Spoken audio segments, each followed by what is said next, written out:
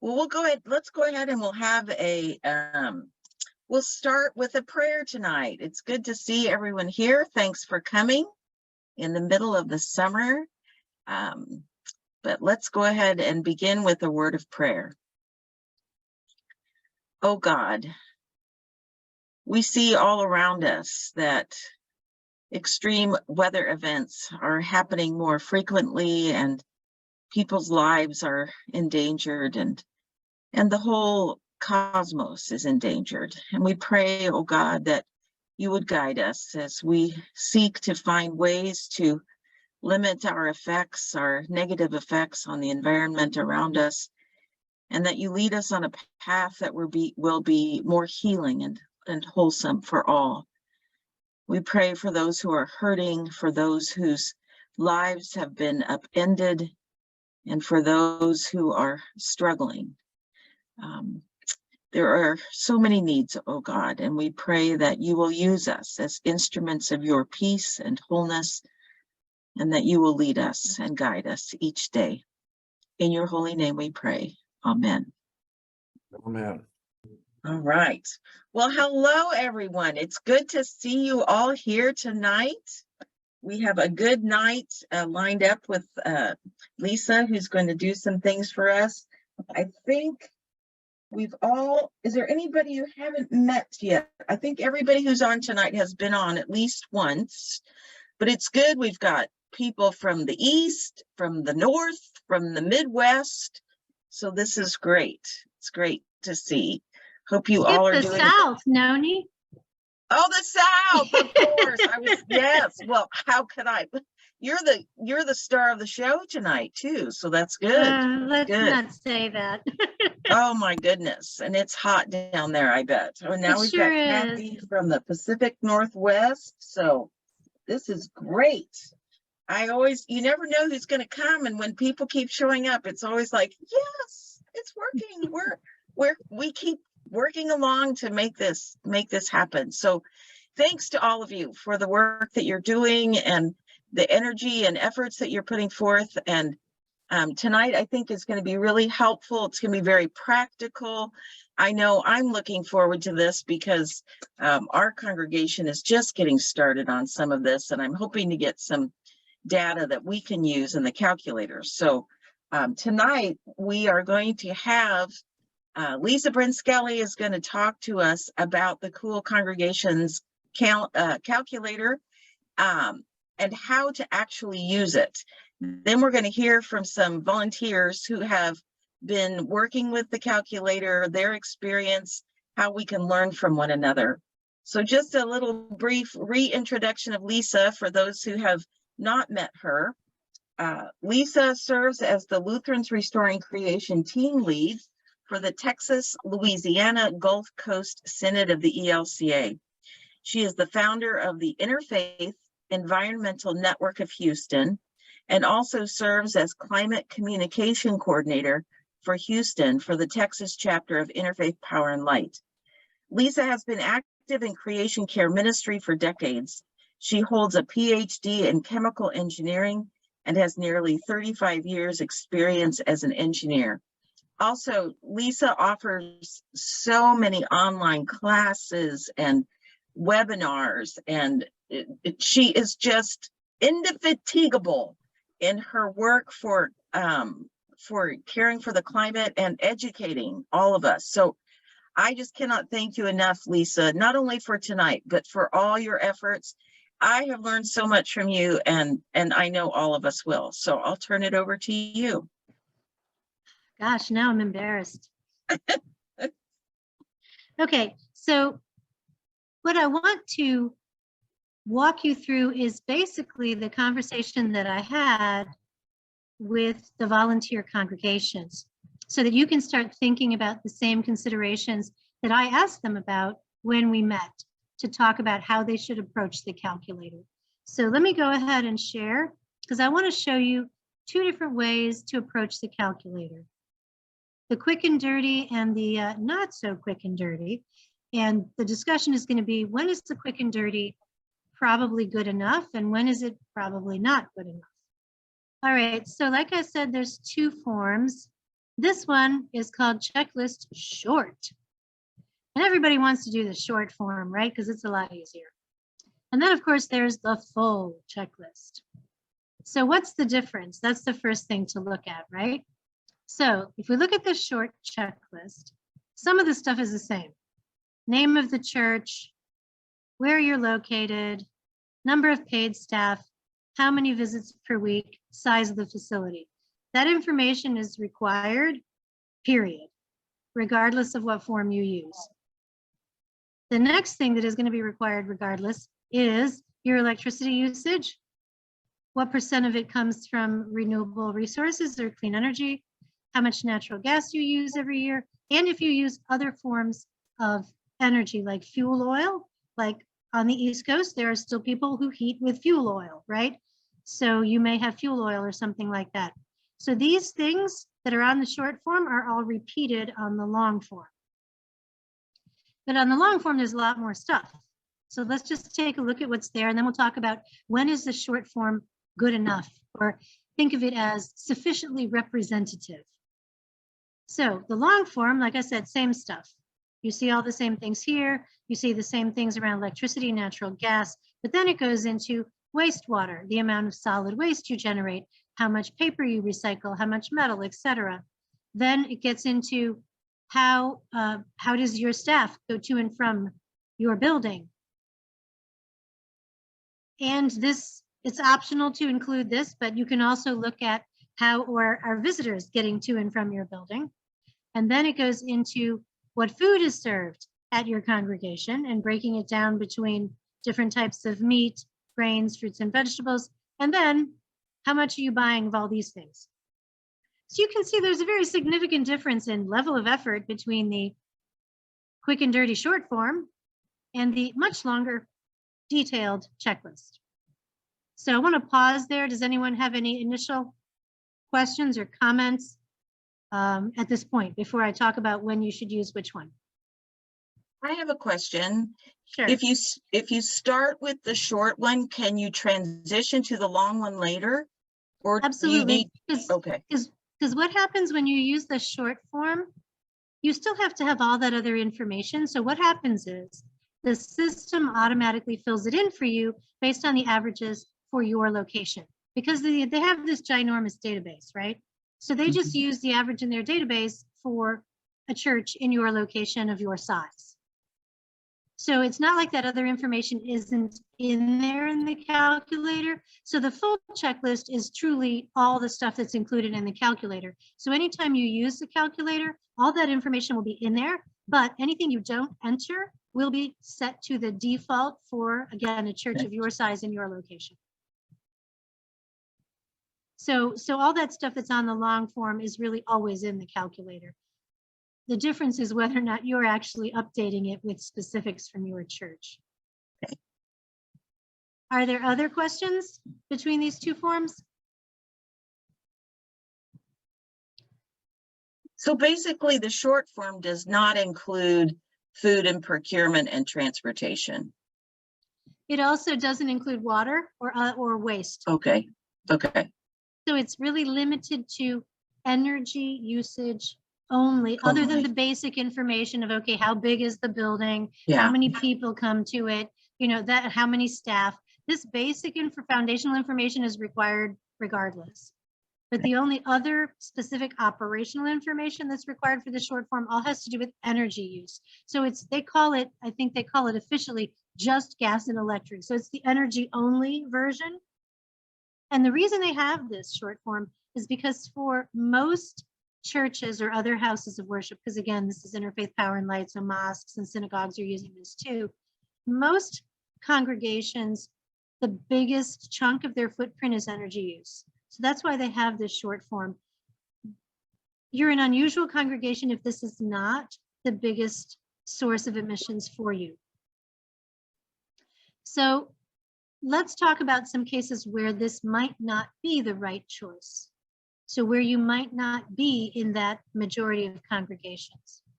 So for example, you previously installed a large solar array that supplies all of your electrical needs.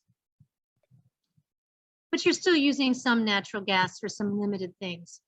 Well, you know, just putting in that small amount of natural gas might not give you a very representative footprint. It's possible that the defaults for the other things are not good enough. You probably should consider trying to at least edit the things here that you think might not be typical, right? Maybe not everything, but if you think, for example, if you know that you're not doing any recycling at all, maybe you want to go in and put your solid waste and your percentages of recycling. So you have to kind of think about your situation. The other case, some other cases in which you might not be typical. You don't have a big solar array. You're not generating all your own power, but you do get all of your electricity from renewable resources. You're on a green energy plan. Then more of your footprint is probably coming from these other things. So if you want to have defined targets where you concentrate your money, your time, and your energy as far as reductions, you're probably going to have to start considering getting this additional information.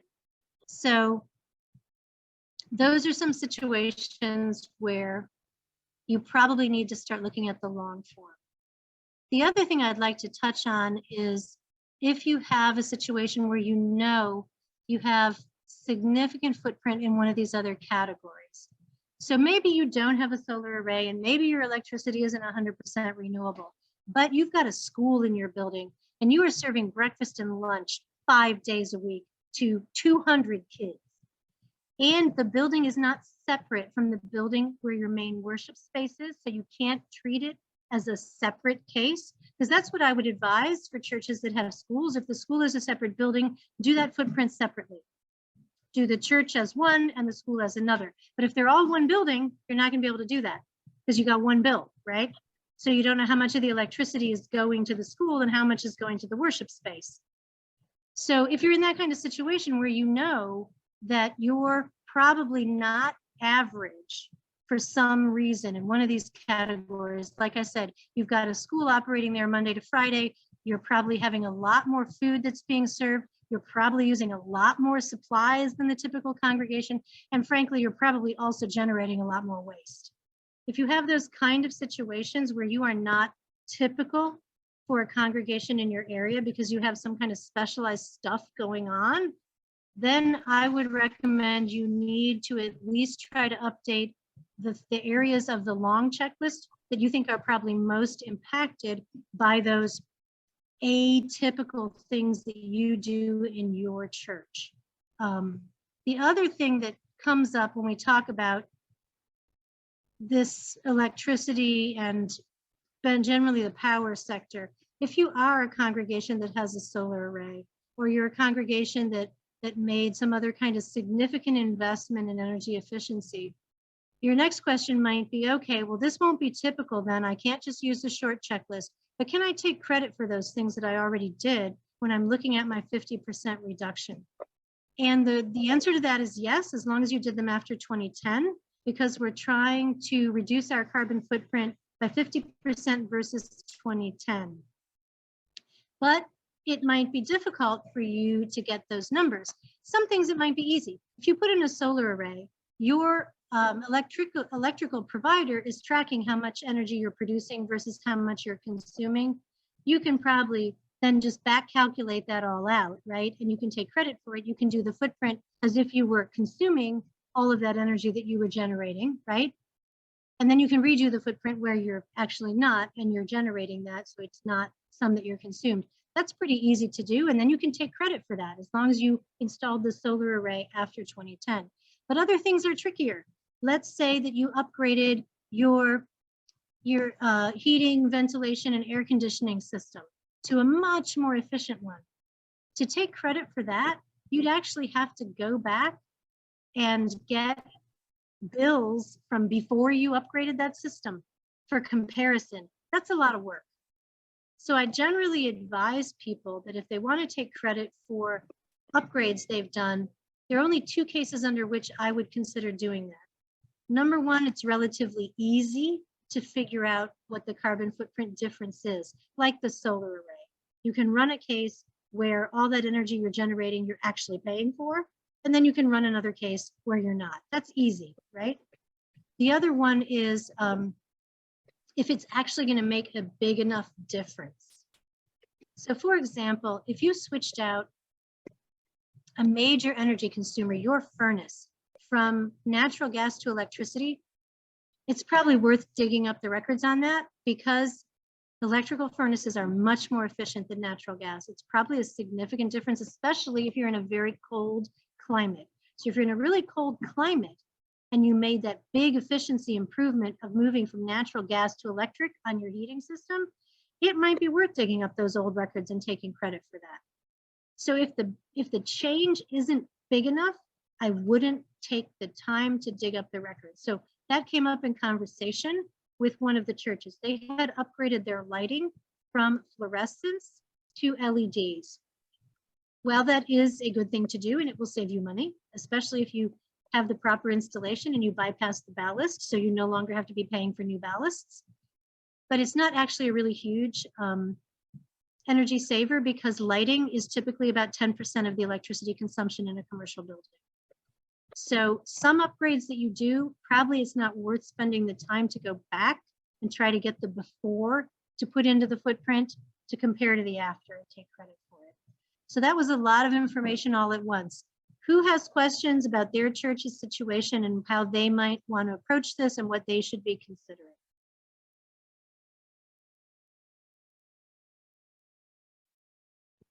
One thing I'll mention to the group is that next month we will be hearing from Pastor Gabriel Morgan, who's going to talk about food and food waste. So that might inform some of your thoughts about the section on food and food waste. And even if you don't enter that information, it might inform how your congregation moves forward. So we're going to try and give you information on all those areas, whether you put it in the calculator or not.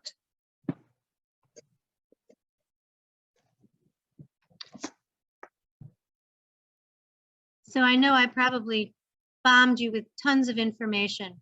Are there any questions in reference to people's congregations?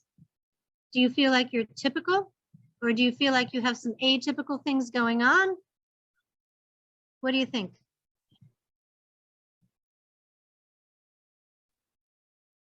Well, everyone's being very quiet tonight, Noni. Well, they're just pondering. I do have a question. Sure. We share our building with another congregation that lost their building.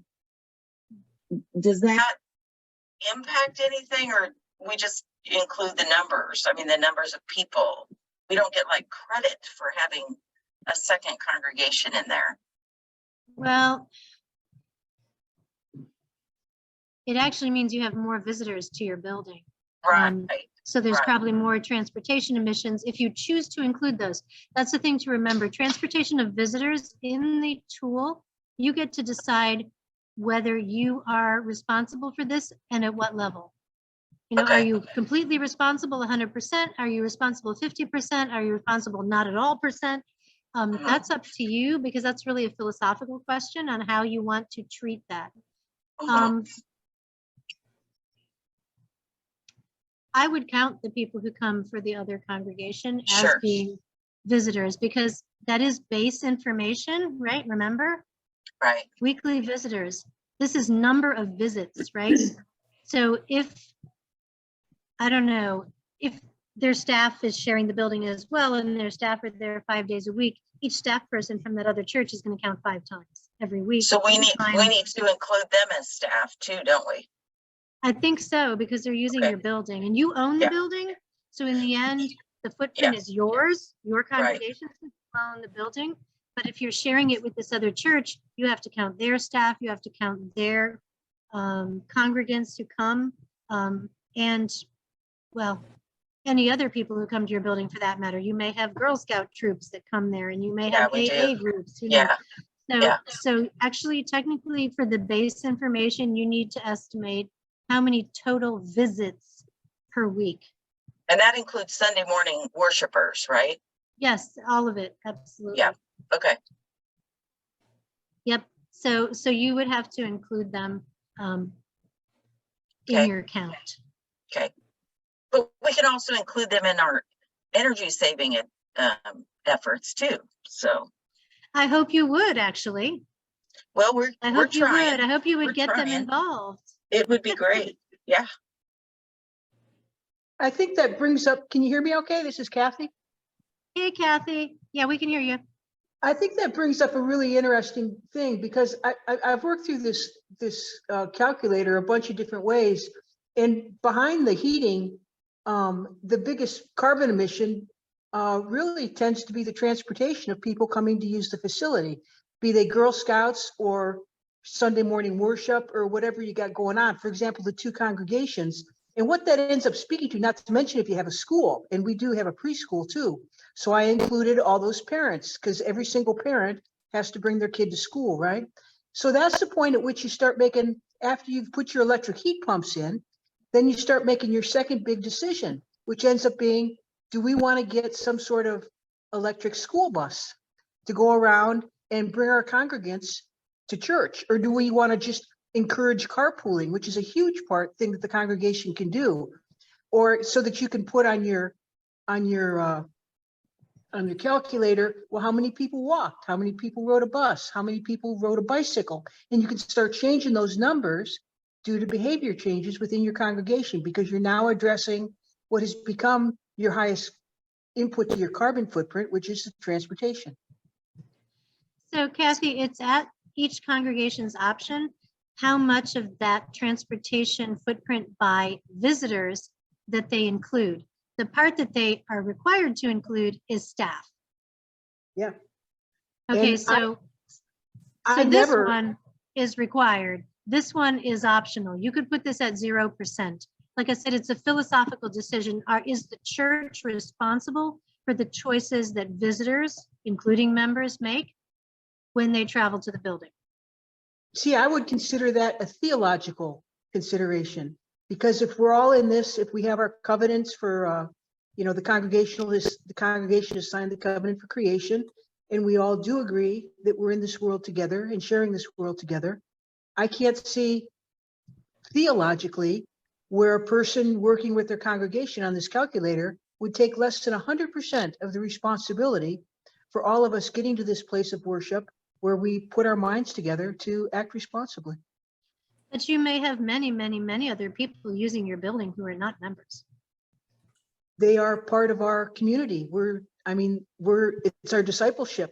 That's the reason we have all these people using our building. It's part of our discipleship to share our music, to share our space, to encourage the youth activities.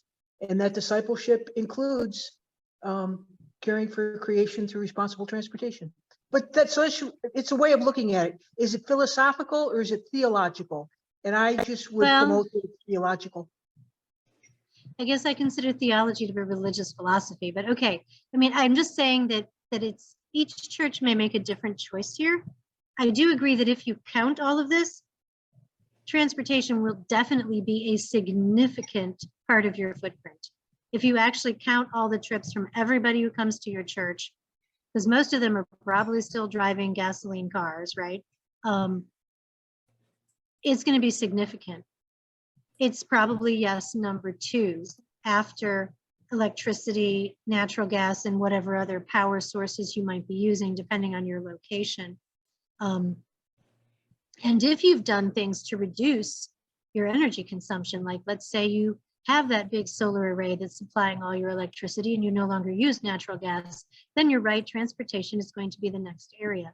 But the tool specifically states that it's up to the individual congregation to decide what is their responsibility for the transport choices of the visitors to the building. The only part that you're required to include, if you're doing the longer one, and it'll estimate it, it'll give you the defaults even if you don't, is staff. Because you are clearly responsible as a church for staff. Because let's look at it this way, you don't choose for them what vehicle they drive, but you do choose whether or not you make them come to the church to work or they can work remotely, right? So clearly how you run your church and what you require of your staff has a very significant impact on the transportation emissions by the staff. Now, no, you don't tell them what car to buy unless you're supplying their vehicle, which would be pretty unusual. But you do tell them whether or not they have to show up 5 days a week at the office, right? So Yeah. this one is required. The other one is, again, optional at whatever percentage your church decides you want to put there. So I'll give you an example from my church. We rent our facilities to a school. That school is not affiliated with the congregation. We are renting our facility. And there's a lot of people who come to our building because that school operates like 6 days a week, Monday to Saturday. I personally would not be counting those visitors and their associated transport emissions. They are not part of the congregation. It's not a congregational ministry. It is a rental of our building. Mm. Now that's my personal feeling on that. If it were an outreach ministry of the church, like let's say we had a food pantry and we have all these people driving up to come to our food pantry, I would feel differently about that because that's a ministry of the church. Renting our building to some third-party school, in my opinion, is just a way for us to make money.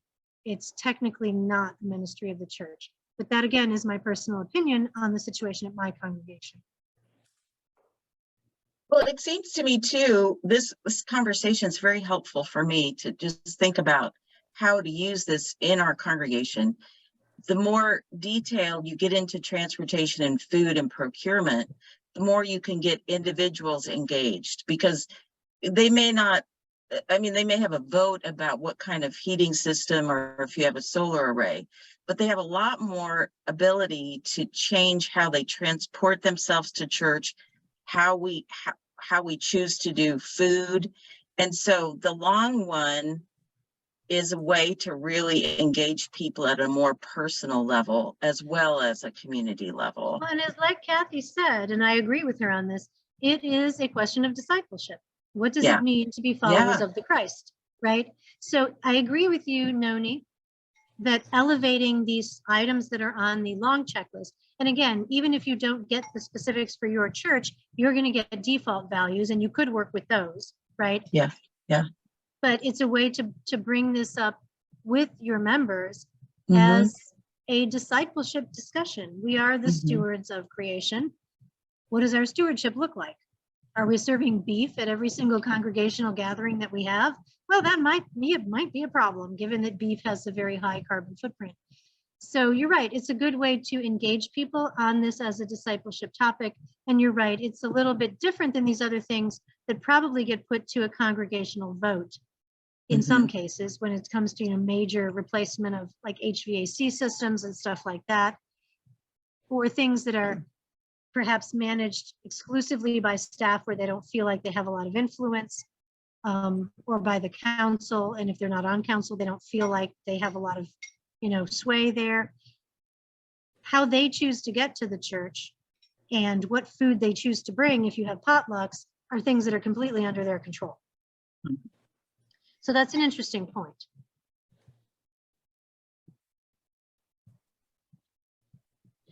So any other discussion around the different checklists and when you might want to use which one and when you might want to consider maybe getting some more specific, detailed, and precise numbers for aspects of the longer list? Has anyone thought of anything that's specific to their congregation that they'd like to raise as a question? So Lisa, excuse me, this is Cindy.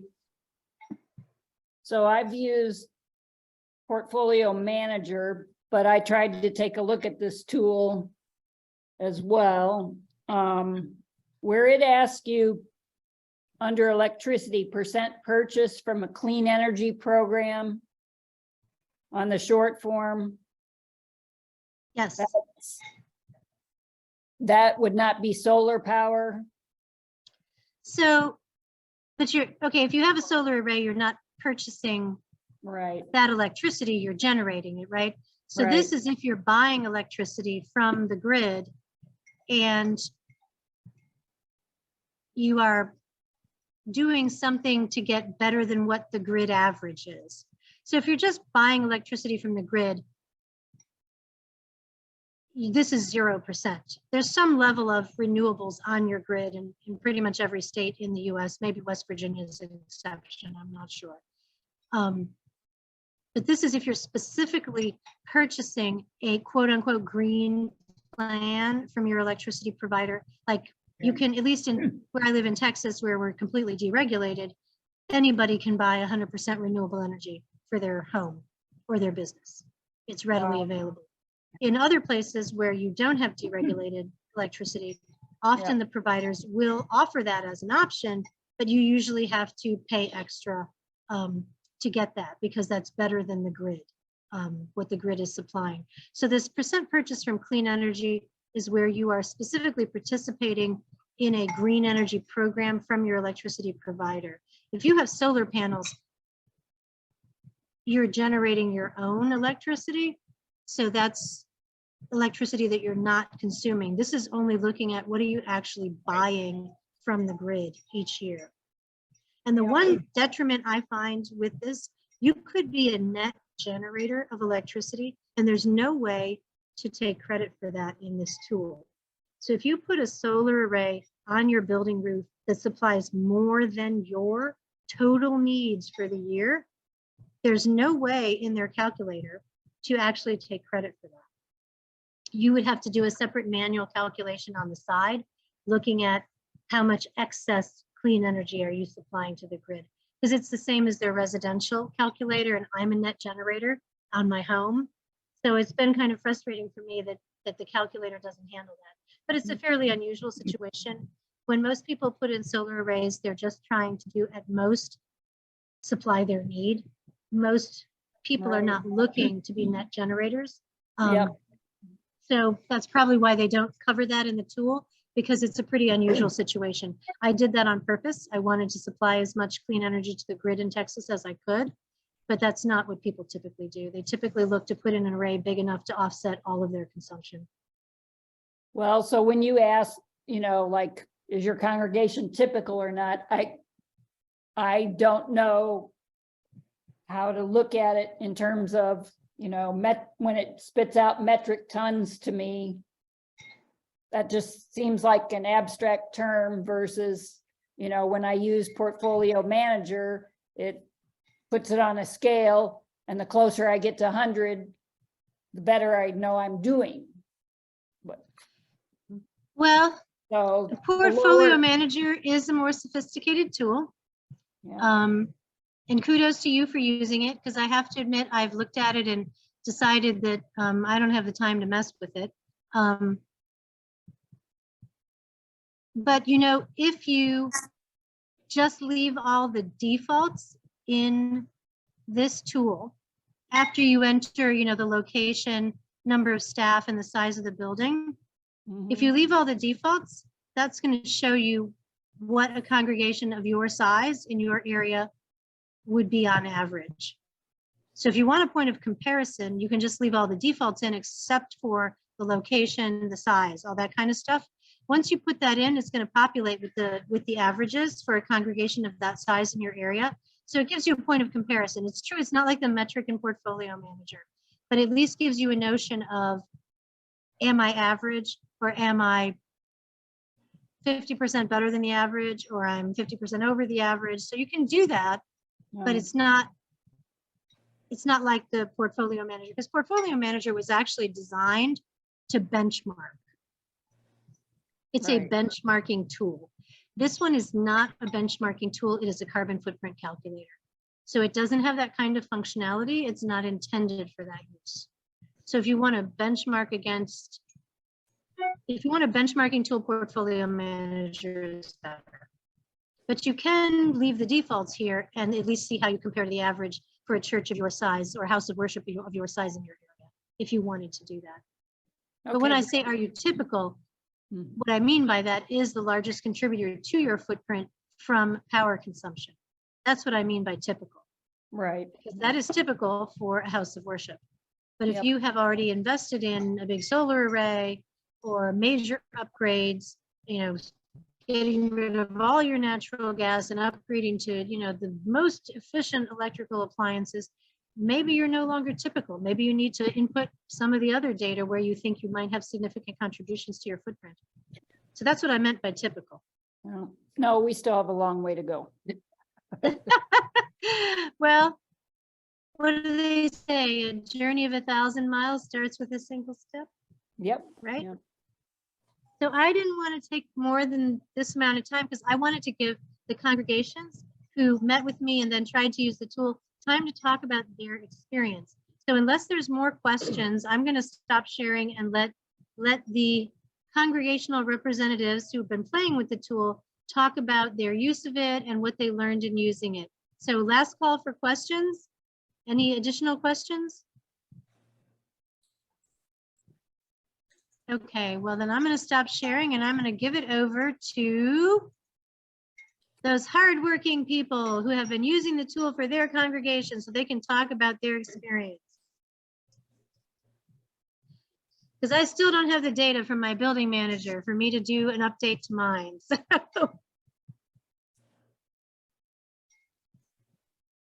So the couches, do you want to go first? Our experience was we filled out the short form, which was not difficult. The most complicated part of it we found was to gather the last year's worth of electric bills and natural gas bills. So once they were gathered, and our bookkeeper was very kind to do that for us, then we inputted those data and generated the chart, which is a report that comes from filling out the short form, and included our items that are on the long form, but as Lisa said, those are estimates based upon congregations that have similar characteristics in our area. What jumped out at us was the huge portion of facility footprint that is electricity. We do have a bit of gas as part of it, but electricity counts for an awful lot.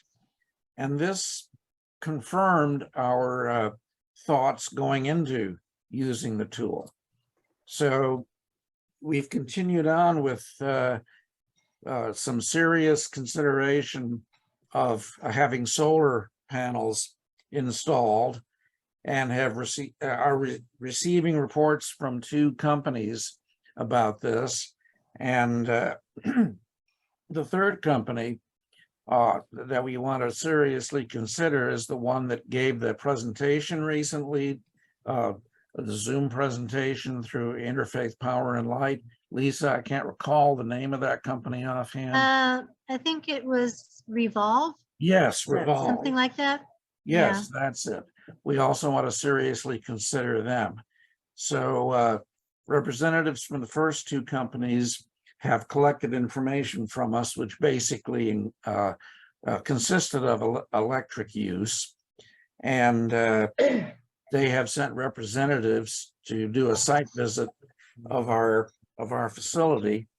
And they're in the process of preparing a report, which will include an estimate of how much we would save if we do install solar panels. And our congregation, many members are excited about this possibility. Our council is excited. So we think this is a really positive move forward, and we're excited about it. The other thing, which I just brought before council last night, which I only received last week, and I expect most or all of you did too, was an email from Interfaith Power and Light concerning the Department of Energy grant program, which they're going to apply for.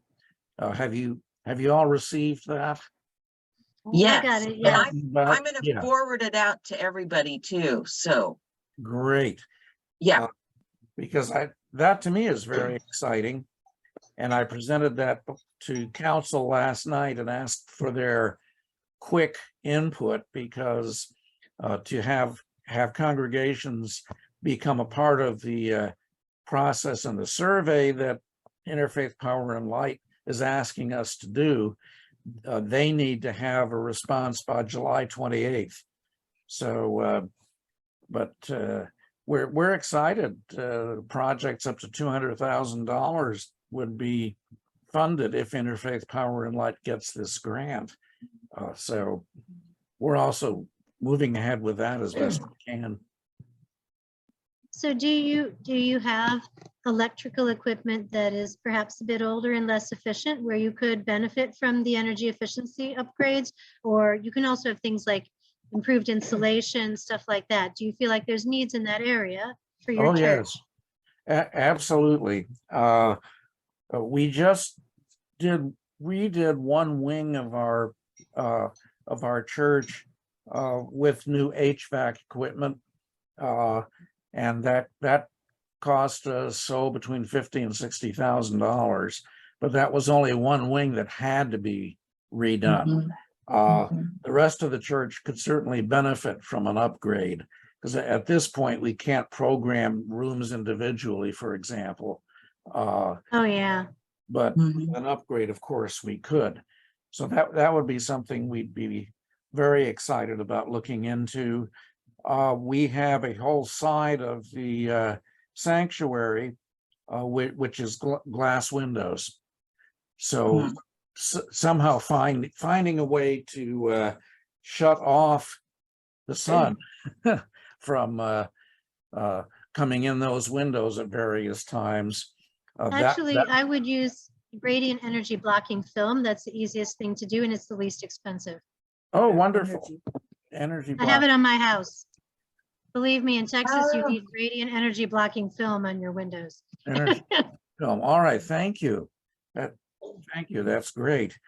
Another part of the project that we would be thinking about doing, we have a very nice pipe organ, which is elevated in the back of the church, along with the keyboard and with choir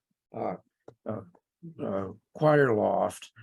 And to find some way to block that off, maybe with a screen that comes down from the ceiling and can be pulled up for services, that might be a major savings, because at this point we have to keep our large sanctuary all week long at a certain temperature and humidity, so the organ remains playable. Yeah, we have the same situation in my congregation. We have a gorgeous Bach organ, and yes, the zone in the entire big sanctuary has to be maintained 24/7 at a certain humidity and temperature, because otherwise the fabulous Bach organ will get out of tune and people will be very unhappy. So Right. yes. Yeah, that's what I'm talking about. So finding a way to solve that issue would be wonderful for us. And then finally, I'll just mention one more. We wanted to look into, or we did look into, trying to get an energy audit done. We contacted our local electric company and basically got a runaround. And we couldn't find anybody to do one for nothing, so we contacted a company that would do it for us for a price. And we're quite surprised that the price was $4,000. And with our congregation and council, I don't think spending $400 or $4,000 just for an audit is something that they would buy into. Well, you can do your own audit. There are materials from like the EPA to do a do-it-yourself audit. Yes, that's. But I would see if you have any members of your congregation who are engineers who would have the background and feel more comfortable trying to audit your systems, right? So you might have someone in the congregation who'd be willing to take the do-it-yourself guides from the government and various other sources and do their own audit. Now, there are some things they're not going to be able to do because you have to have specialized equipment, right? Yes, And right. some of that stuff in the $4,000 is for the specialized equipment.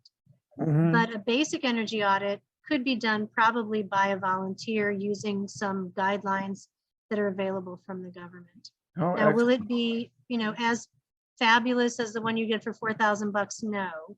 Because the other thing they usually do when you pay for the expensive ones is they will do all the financials for you on if you upgrade this, here's your, time to pay back, and then how much you're going to Mhm. make after that. And I Mhm. don't know if a volunteer from your church will want to go do all that financial analysis, although of course an engineer could do that. Right. But I guess it would depend on how generous they were feeling with their time, whether or not they'd want to go through and do all that analysis for you. Right. Right. Well, And that's a good idea. Phoebe's working on, through the US Building Green Council, if there are people that are available at a reasonable price. So she's got some contacts with engineers, so she's working on that as well. Great. Great, thank Okay, you. thank you. Yeah, and you mentioned Revolve. They're going to be presenting on the next Connections call, along with Susan and Cindy and I, who are going to talk about our experience so far with this program. And Kathy and Steve, if you guys want to talk on that Connections call too, that would be great. I'm so impressed with all that has been inspired. Oh my goodness, it's wonderful to hear what you're doing. Well, we're excited We're about it. trying, and Sure. it seems we're having a great response from people. It's great. We were concerned, and we were treading very gently into the solar idea, and people have been, in fact, our organist said to me the other day, when Altar Guild comes in on a Saturday, don't turn the lights on in the sanctuary, you're using a lot of energy. So so they're already starting to think that way. That's So I was really fabulous. impressed. Yes. So, Mhm. It's great. yes. So we're excited. We are. Good work. Thank you. Thank you.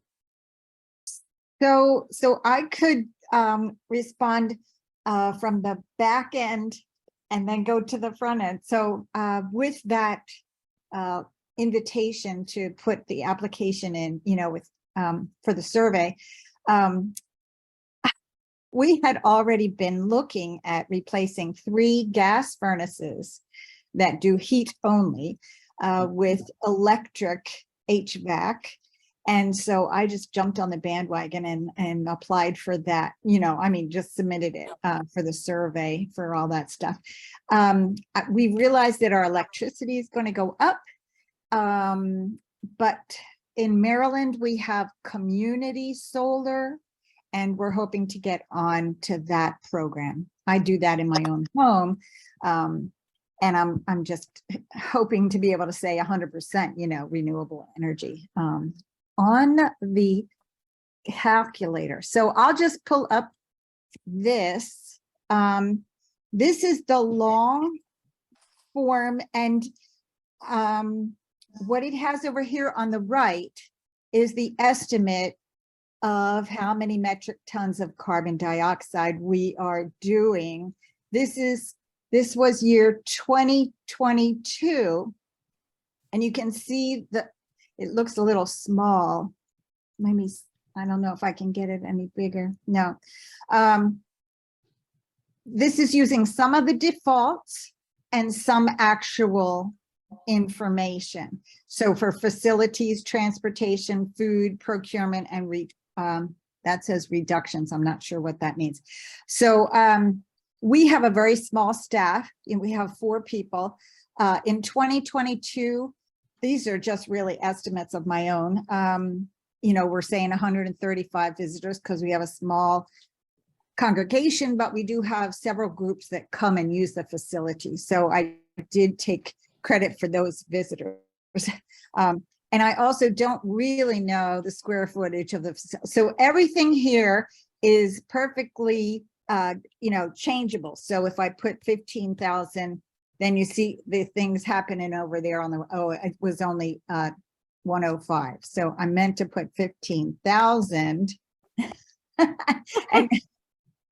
So you see different Mhm. things are happening over here, and it's really kind of fun, you know, to put the information in here. So let's see, I just wanted to show you one more, oh, where it says next here. This is where you get to put your information. So it's an annual thing. So we estimate, I think this went back to a default. This is saying 76,000 kilowatt hours per year. And then it's saying here 367,500 therms for the gas.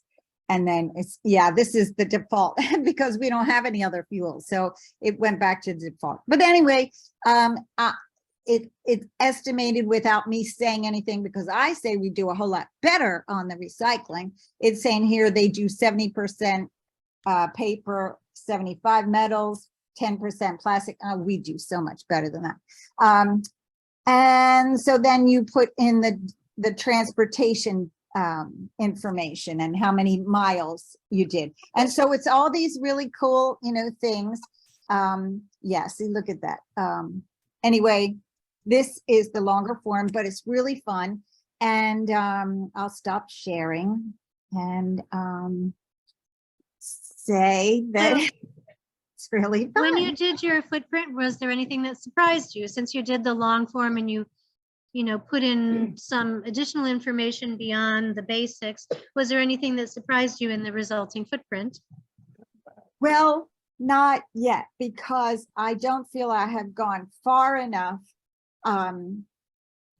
with historical data. Like, I wanted to be able to compare pre-pandemic to current, and, you know, be able to compare it like that. And I really have no basis for what to expect as far as, you know, our footprint. So there's hasn't been anything surprising quite yet, although I have been having fun. So maybe that was a surprise that I've been having fun. And what I did was, let me just see if I can show this, because maybe this would allow somebody to feel good about like gathering their data. So we just set up these little spreadsheets to get the information, you know. So these were the ones that I got a lot of good data on. And then I did, like I said, I had fun. So I was saying, okay, well, in the third quarter, the average is, you know, this many kilowatt hours and this many therms. So I don't know, like, that's what I'm trying to do. I'm trying to get averages, and I'm trying to go a little further. And then our water, like, how much does it cost per day around this area from back in 2015 all the way up here in 22. So I've just been having a lot of fun, but I want to be able to show trends, and I haven't gotten there yet. So thank you, Lisa, for introducing all of this to us. Oh my I'm glad you're goodness. having a good time. We are drawing close to the end of our hour, so I hate to stop this because this is so inspiring. It makes me want to get all my information. But so grateful to those of you who have been doing this and to hear how it's going. So thank you. We will be presenting at the August 22nd connections call for LRC. So Cindy and Susan and Kathy and Steve, if you guys want to do that as well, I think that your story is very compelling. And basically, it's kind of to do what you just did tonight. It's just to let people know how it's going and, you know, how these things work. So that would be great. And everybody's welcome to be on that connections call. I can include it in the link that goes with the recording. This recording is going to be a little bit later this month because the Synod person who does the editing for us, he is out of town. He's on vacation until the 24th. But I will send that out. In the meantime, I want to send that IPL email to all of you so that if you, and it doesn't commit you, but if you have any interest in being a part of the cohort that works with IPL as the prime recipient, I encourage you to fill out that survey. So it's very self-explanatory. I'll send it to the whole group. And some of you have already received it, but you'll receive it again. The other thing I want to mention this to those of you who are in Missouri and Kansas and have Evergy as your electricity provider. There are some hearings that are coming up because they want to raise rates, but they also are not committing to stopping using fossil fuels. So there are some good talking points, and I can forward that on to the Central States people, because I think Climate and Energy Project has done some really good work to help get us prepared for that. So I'll send that out as well. Great, you. thank you. Lenny. Thank you. Okay. And then, as I said, next month we'll have Gabriel Morgan with us to talk about food and waste. He works with, among other things, on the Leadership Council for the University of South Florida Urban Food Sovereignty Group, which seeks to educate and empower people to reduce food waste and learn to control the production of their own food. So I think it's going to be really interesting. But the other thing I was thinking too, tonight, we can do another session like this, sharing stories of people's experience as more people are able to use the calculator. Thanks to all of you who presented tonight. This was wonderful. We're making progress. So thanks. Any last minute questions of Lisa or Susan or Kathy and Steve tonight? Well, I'm just going to say, God bless you all. Guide your footsteps with peace and justice and hope. Amen.